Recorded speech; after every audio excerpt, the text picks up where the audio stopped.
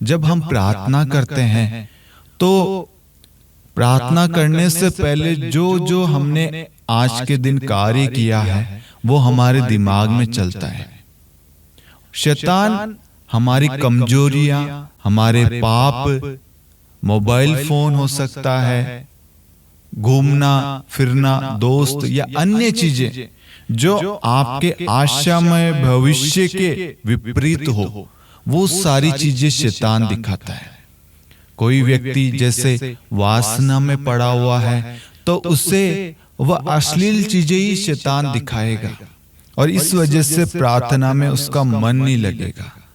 कुछ लोग मोबाइल के आदी होंगे तो उनको बार बार मोबाइल, फेसबुक हो, इंस्टाग्राम हो या कोई गेम हो या अन्य कोई चीज हो, शैतान उनके सामने वही चीज लाएगा।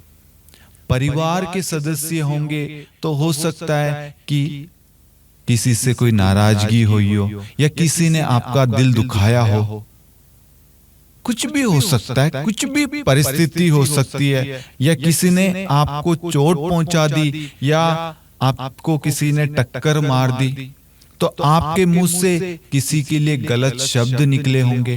तो ऐसी बहुत सारी चीजें होंगी। किसी को आपने गाली बकी होगी, किसी को श्राप दिया होगा, किसी का बुरा चाहा होगा या कोई लालच आया होगा, धन के प्रति हो, जमीन जायदाद के प्रति हो। तो होता क्या है मेरे प्यारे भाई और बहनों, जब हम प्रार्थना करने बैठते हैं ना तो हमारे सामने बहुत सारी चीजें चलती है और जिसकी वजह से हमारा और ईश्वर का जुड़ाव नहीं हो पाता। हमारी प्रार्थना ईश्वर तक पहुंच नहीं पाती क्योंकि हम आत्मा और सच्चाई से ईश्वर से प्रार्थना नहीं कर रहे। हमारी सोच यहीं तक रह रही है। हमारी प्रार्थनाएं प्रभु तक, स्वर्ग तक पहुंच नहीं पा रही है क्योंकि उसके बीच में हमारी ये सोच, हमारे जो दैनिक जीवन में जो हमने कार्य किया है, जो गलतियां की है, जो पाप किए हैं या कुछ भी हो सकता है, आपका मोबाइल फोन, वह सब शैतान लाता ताकि आपका संबंध ईश्वर से ना जुड़े, आप ईश्वर के साथ में एक ना हो। और सबसे महत्वपूर्ण बात, शैतान कभी नहीं चाहेगा कि आपका रिश्ता ईश्वर से जुड़े। जैसे ही आपका रिश्ता ईश्वर से जुड़ेगा आपको सच्चाई मालूम चल जाएगी, और जब आपको सच्चाई मालूम चलेगी भाइयों और बहनों, तो क्या होगा, शैतान अपने षड्यंत्र में फेल हो जाएगा। और शैतान कभी ये नहीं चाहेगा कि वह फेल हो, इसलिए वह मौका नहीं छोड़ता आपके मन में संकोच, डर, चिंताएं, वहम, शंका, विश्वास की कमी, संदेह, मोह, क्रोध, अहंकार, ये सारी चीजें लाता है। इसलिए सबसे पहले आपको ये समझना है, अपने आप को पूर्ण रूप से प्रभु को समर्पित करना है।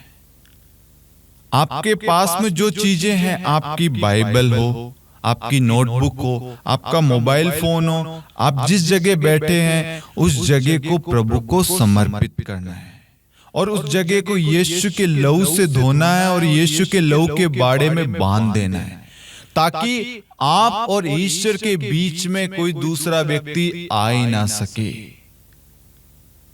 और प्रभु को कहिए, हे प्रभु, मैं इस वक्त आपसे बात करना चाहता हूं, आपके साथ में एक होना चाहता हूं, आपके प्रेम में बढ़ना चाहता हूं।